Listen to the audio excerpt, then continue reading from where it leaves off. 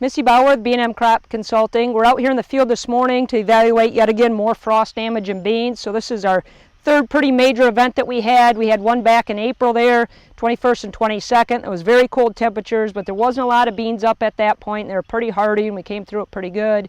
Then we had the event just after Mother's Day, the May 10th through the 13th, where we had 4 nights in a row around 30, 32. So not real cold temps, but those consecutive nights really seemed to have a bad effect. We had a lot of damage then. Now we're out here for the third time. So on May 30th, Sunday of the holiday weekend here, we had a fair amount of frost damage. Not super cold temps, but enough to give us some damage out there. So you need to get back out into your bean fields and reevaluate. What we want to know is what are your total good stands that are still out here, and count in your hoop or in road beans, 20-inch, 30-inch beans, use a yardstick and know how many plants per acre that we have are good and viable. So what's good and viable? We'll take a look here. It's pretty easy at this point to pick out the dead ones here.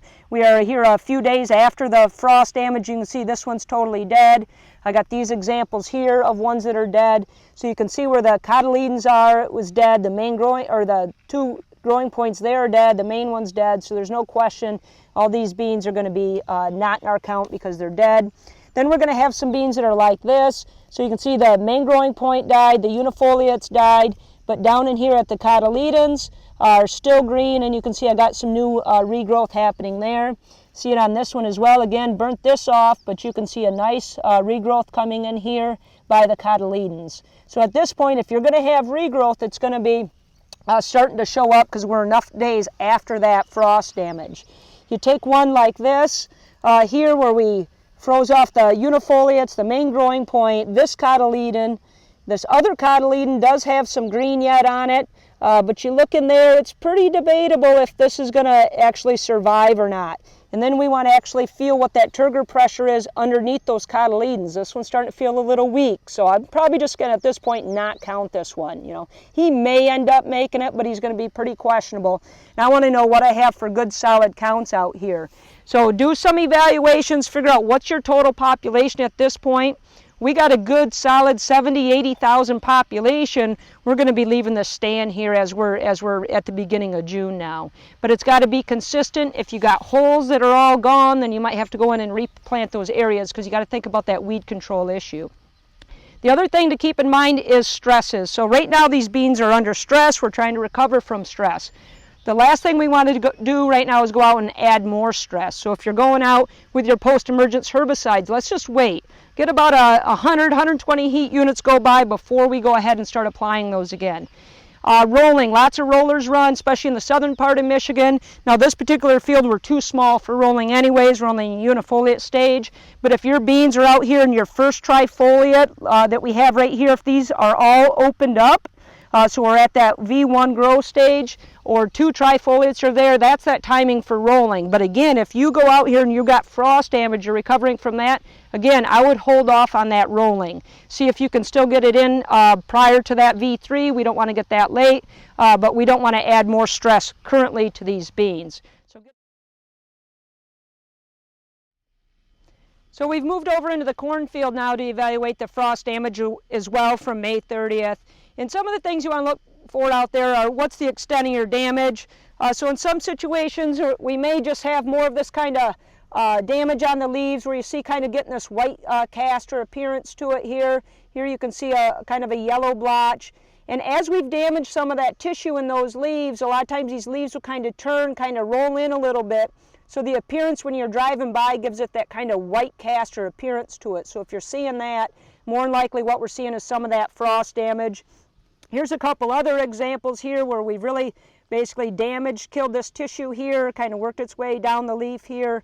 You can see a little bit of damage along the leaf margins, pretty common to see that. Another example here of kind of whitish, just where we've killed that tissue. Not uncommon to see it on these leaf margins like that.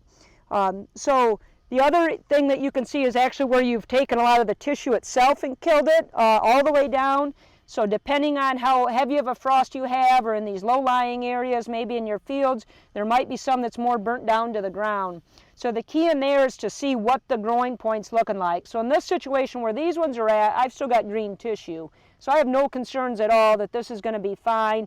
it'll kind of get tough growing through that, but it'll start regrowing through that, and it'll come on through that without too much troubles. But if you go out to your fields and all your tissue's kind of burnt down to the ground, then what you have to do is split your stems open and make sure the inside is still green or healthy, that bright kind of yellow color, because I haven't seen the sunlight yet, but it's healthy in the inside. So I go ahead, starting at the crown, and I just kind of split these up. And I want to make sure everything in here is nice and healthy yet. You can see everything in here looks real good.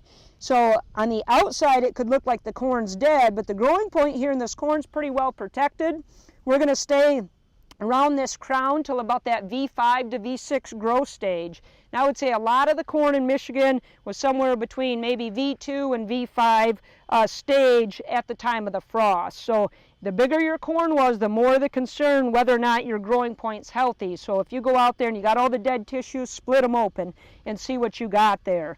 If this is not healthy, then we know that corn is dead and you'd be looking at a replant situation.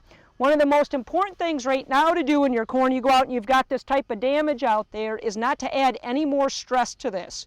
So a lot of people are right now getting ready to do post-emergence herbicides, or in the middle of doing that. We need to hold off and give this corn a little time to recover before we add that extra stress to the herbicide itself. So we're going to recommend waiting on maybe 120 heat units or so before we come out and post-emerge. What that's going to do is basically let us grow and develop another collar on this corn before we add that extra stress. So really get out to evaluate where you're at with your corn, how much damage did you get from the frost, make sure your growing points are still healthy if you do got some of those areas that it was pretty bad, and remember not to add any more stress.